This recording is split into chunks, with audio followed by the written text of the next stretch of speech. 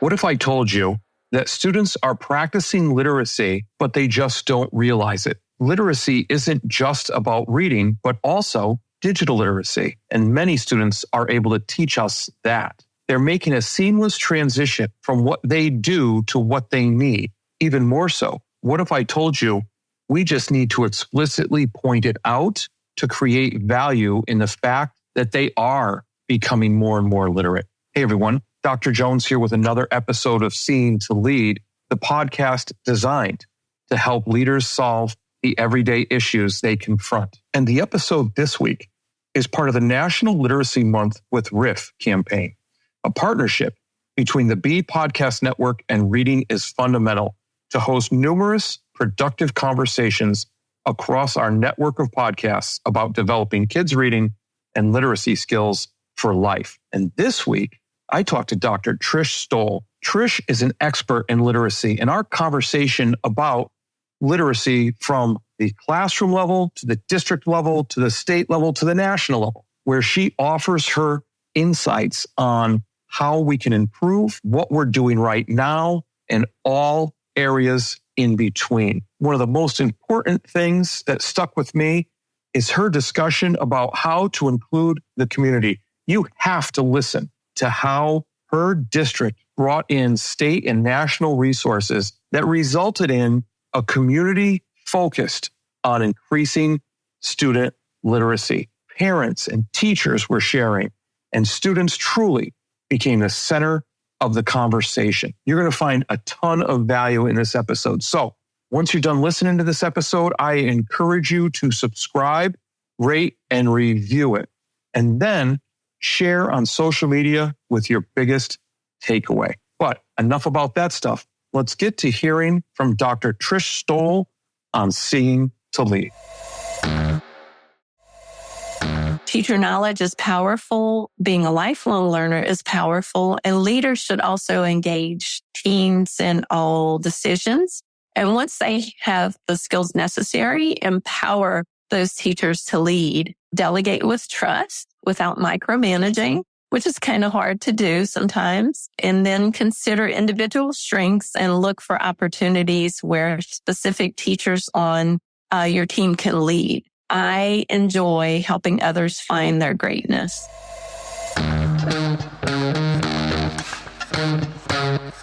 Dr. Chris Jones here, and welcome to Seeing to Lead, a show designed to help leaders increase their ability to effectively support, engage, and empower their staff through intentional practices so that they create an environment where everyone reaches their greatest level of success. On Seeing to Lead, communication rules the day as we hear voices from both teachers and leaders in an effort to examine perspectives, highlight misunderstandings, and provide steps to ultimately bridge the gap between what teachers need and provide through thoughtful dialogue. This show is about amplifying voices, creating understanding, and providing information to help everyone continually improve. I want to personally thank you for taking the time. Now, let's get to getting better.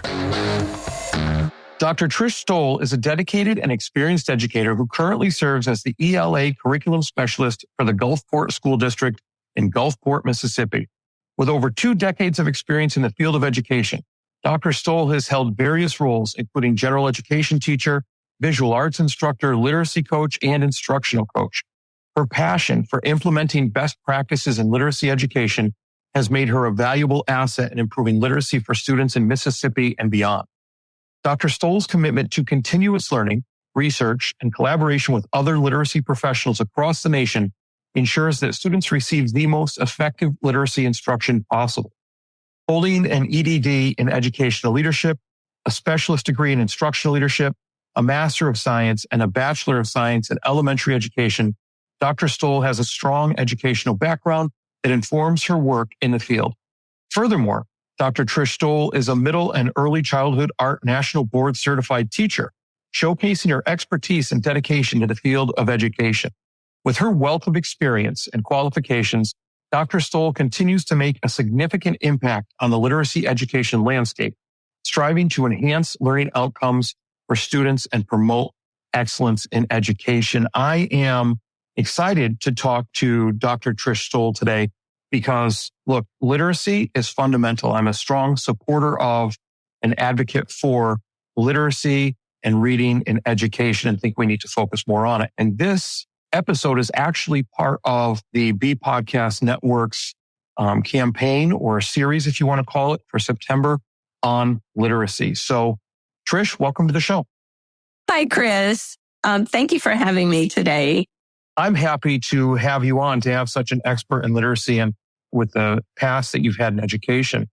So, Trish, we are going to talk about literacy, but what I'd like to start with is finding out a little bit about you, or letting the listeners find out a little bit about you.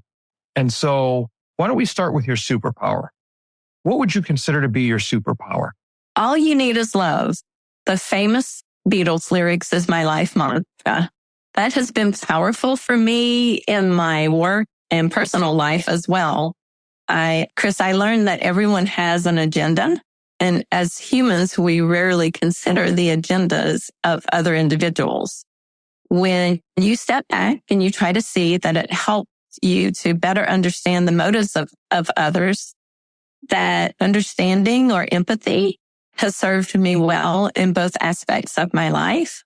And because of this attitude, I believe that I have been gifted so many times in my personal and work lives. I've been accused of being a ray of sunshine. And I do try to remain positive and look for solutions to problems instead of complaining. I would say that is definitely a superpower. The ability to look for solutions instead of just complaining. We could all probably use a little more of that. And who couldn't use a little more ray of sunshine in their life? But, you talk about everybody's got their own agendas, and that is so true. How does that work for you? Like, how do you figure that out, or step back, or be empathetic and understanding to listen? Because sometimes it's so hard to just take that step back and look at the bigger picture that we don't get it done. How do you do that? In order to accomplish a huge goal, such as helping students become literate adults eventually, you have to work cohesively as a team. And when we are focusing on our own personal agendas, we are not being part of a team completely or as a whole. And so reflecting on the fact that we have these agendas, myself personally, stop and I think about the other people in my team or people I'm working with to better understand why they are doing what they're doing. And so it helps me to see the big picture. And knowing this about an individual that I'm supporting or working with helps me to make those moves to get them on board. Yeah, I talked with somebody earlier about that type of situation with literacy and helping teachers incorporate more strategies, more like tier 1 strategies into their classrooms to help students with literacy and being collaborative that way. I like how you've referenced a couple times the bigger picture and being able to step back. Well, you're at the district level now, so you really get that bigger view of all the moving pieces and parts. How do you work on promoting literacy or getting teachers to work together in those teams? Because that's so important to make sure that we're getting the best solutions for students. Do you have any things that you do to help or facilitate groups of teachers moving together and increase collaboration?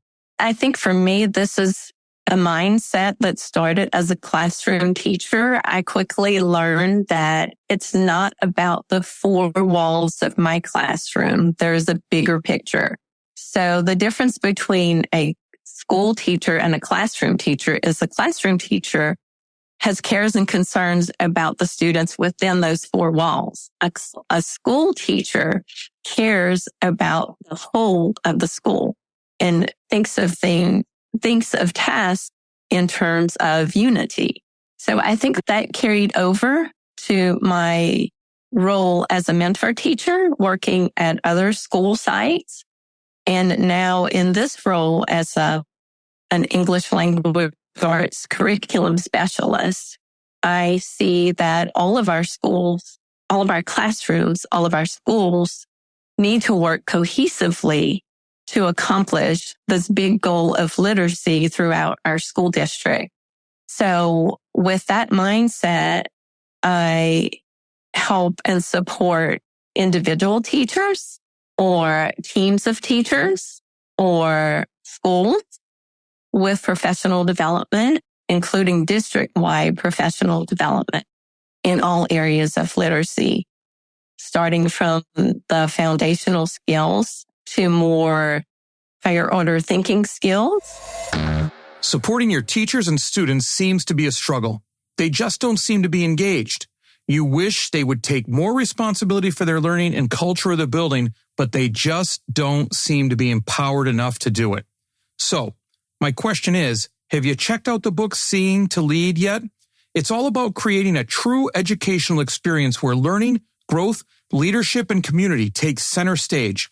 Full of strategies and resources, Seeing to Lead is about attaining that goal by employing a model that supports, engages, and empowers all individuals to become leaders themselves.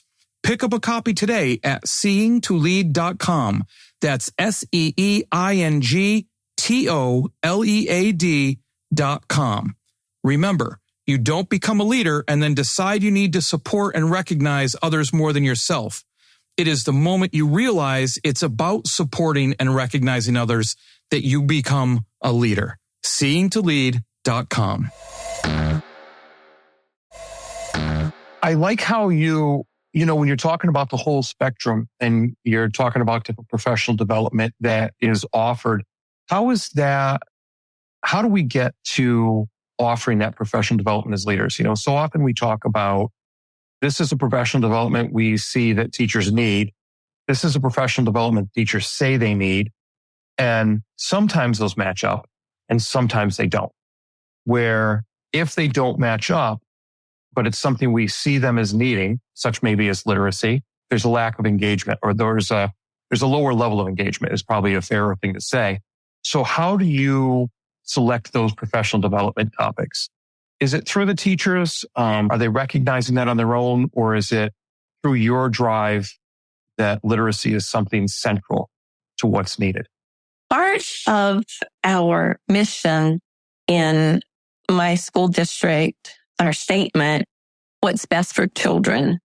So looking at data would be a starting point to help determine which professional development needs we need to focus on. Sometimes teachers reflect and recognize they need in a certain area or they need to grow in a certain area. Sometimes we all need guidance with reflecting on which areas we need to grow. But data is a driving force, and we look at all types of data, like different various data points to help determine which professional development needs to focus on. For example, we have a statewide literacy professional development that our teachers are going to participate in. And as a district, we applied for this training to come to our district and we were selected. So we will have several teachers from each school attending, and it is very rigorous and in-depth. But we know as a group, collective efficacy, teacher knowledge is powerful. Teacher knowledge trumps any programs. So if a teacher picks up a book or a curriculum resource and realizes there is a gap, if he or she has the knowledge, they could improvise and fill that gap. So knowledge is definitely power.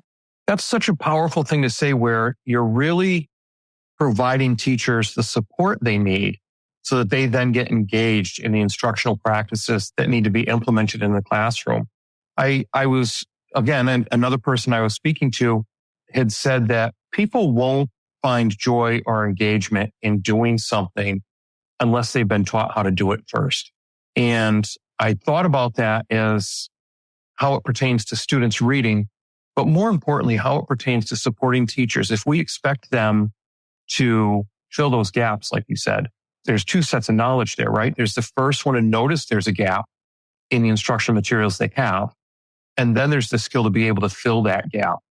And then I'm sure just talking with you, I'm sure that they present to the other teachers to show them the way as well.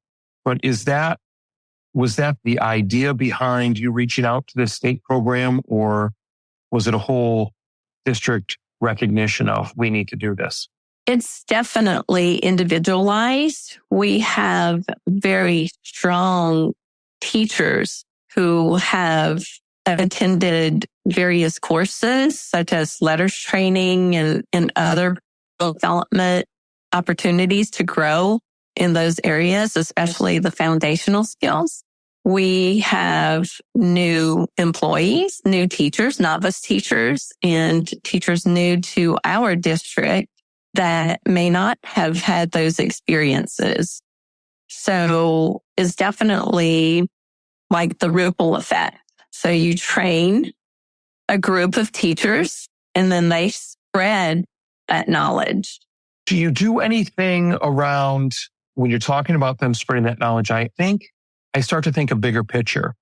And I think about when we do different things, maybe the community at large doesn't realize the extent of what we're doing, or we don't as leaders sometimes communicate what we're doing. How does your community react? Because we talk about parents' involvement in literacy and we talk about how that ties to the school. Is there any sort of programming or action or initiative that you're doing to get the community involved? And what are your views on getting the community involved in that? Chris, our community is another driving force of why we do what we do. And we include parents and our community members in all of our decisions that are being made on what to focus, which areas of need. We also have parent nights where parents come in and complete literacy activities with their students. And we share, teachers have the opportunity to share a love for literacy. Parents learn various skills through these activities. One in particular was amazing, and it was an opportunity that we received through our partnership with RIF, Reading is Fundamental. Reading is fundamental. So our representatives came in and worked with two of our schools. They installed a library corner in our libraries for the students, and they did activities with the students, including that. And I had a book read aloud, and they gave away books. Each student received 3 copies of a book they selected. Our parents were there. We had people from the community, a representative from the library system, a representative Senator Roger Wicker's office, because his office supported this initiative. And it was amazing to see all of those smiling faces with students receiving their books, reading their books, showing their families. And there were even food trucks that came in and offered yummy treats to the students and their families. So it was such a joyful event to witness that shared experience, literacy experience between RIF outside of our community, a big picture sponsored by state and federal funds, and then our schools, our teachers and administrators and the students and their families. So it was just an exciting thing to witness. That story is such a feel-good story. It makes me feel like, all the sharing that's going on and people supporting the students. And when we talk about rallying behind students, we often do that and we often talk about supporting them, but we don't always see that type of movement to where you have a state senator showing up. You have RIF, and RIF is such a fantastic organization with all they do with the book giveaways and those types of events. That's just a heartwarming story. And the food truck part really warmed my heart because I'll show up to any event if they've got food trucks. So I'm not going to lie about that. Yes. But I mean, when I talk about community, that is spot on with the types of events and the type of push we need to help with literacy as it continues to grow. Because you went, like you said, you went from in your school to the community to bringing in these outside organizations, these state and federal organizations. As we talk about literacy and how everybody has to be a literacy teacher, for lack of a better term, from phys ed to science to history, we also talk about different types of literacy as we do that. We talk about like digital literacy, social media literacy. What do you see as the future of literacy as we move to try and improve it for students? I definitely see educators being flexible and growing as the literacy needs of students changed. For example, when we moved to digital learning after COVID, hate to bring that up again, but we were thrown into it, and it was amazing how resilient and flexible teachers could be so that students can continue to learn. So I think the change is going to be slower and we could adapt more easily. But because we were able to adapt when we were thrown into it last minute, for our school district, it was a matter of days, and we running in a matter of days. So if we can do this in a matter of days, I know that we could accomplish some great things when given more time. So I see the change in literacy definitely in the digital world. So how do we, when you talk about digital, how do we get students engaged in literacy? Do you think students understand that all of these things constitute literacy to where they might want to be more engaged in it, or do they not? And how do we increase students' engagement in that? Chris, I think that's a great point. I think they do it naturally. I've seen young students help teachers, including myself. Oh, this is how you do it. So they are born with those abilities. I don't think they separate it. This is literacy unless teachers remind them you're actually becoming literate in this area. I think they think it's just skill. That's an excellent point. The idea that they don't see it as that, but it's exactly what they're doing. So maybe we need to explicitly. But that's the beauty. It's seamless and fluid for them. You are a ray of sunshine. You just put a positive spin on the idea that they're not separated. You told me you were a ray of sunshine. You just brought one in. I've been accused of being a ray of sunshine. Fair enough. Fair enough. So, we talked about at your district level, and we kind of blew it up to community-wise and even broader than that, and then brought it back down to students and their recognition. We've talked about a lot. But before we go, I have two questions for you as we start to run out of time on our podcast here. The first one is, if you were an educator, who, not what, would you be? Wow. This is year 21, so it's hard to imagine being anything but an educator or doing something related to education. I would say maybe a traveling journalist, since I have an adventurous spirit. That would be a far-out goal. But I think something more attainable would be a reading researcher or ad for students. In my current role, I feel as though I serve as an advocate for teachers as well as students. Well, perfect.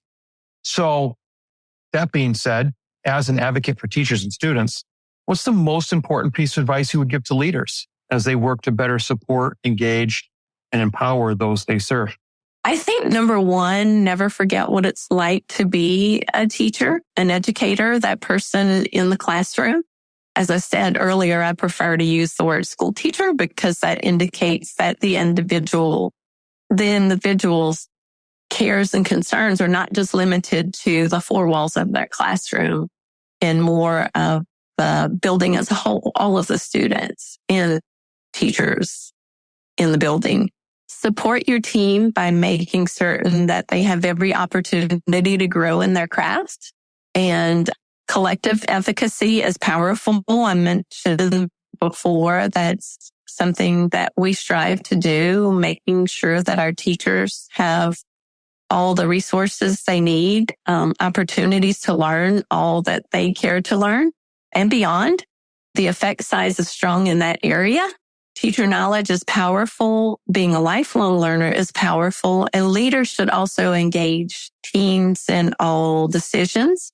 And once they have the skills necessary, empower those teachers to lead. Delegate with trust without micromanaging, which is kind of hard to do sometimes. And then consider individual strengths and look for opportunities where specific teachers on your team can lead. I enjoy helping others find their greatness. Fantastic.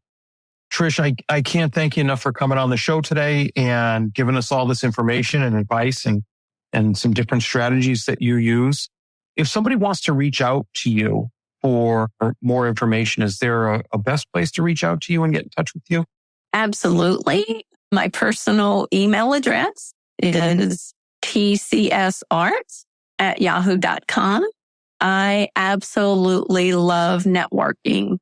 That is, literacy networking is an area I'm very passionate in, and I love networking with literacy leaders across the nation and beyond. Oh, I'm willing to help anyone. I'm an open book when it comes to sharing. Fantastic. Hopefully you get a start here when somebody reaches out to you after listening to you on an episode. Thank you, Chris. I enjoyed chatting with you today. Well, that's a wrap, but not the end. Next step, be sure to take action on something you heard here today.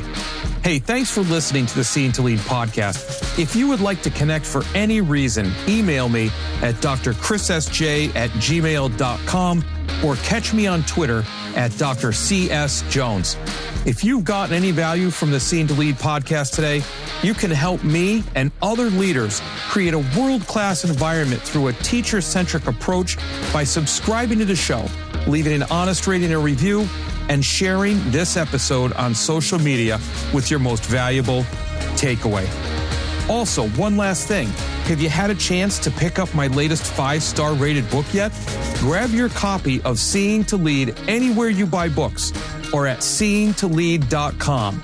That's seeingtolead.com, where you can learn more and continue to improve. Now go have a successful week.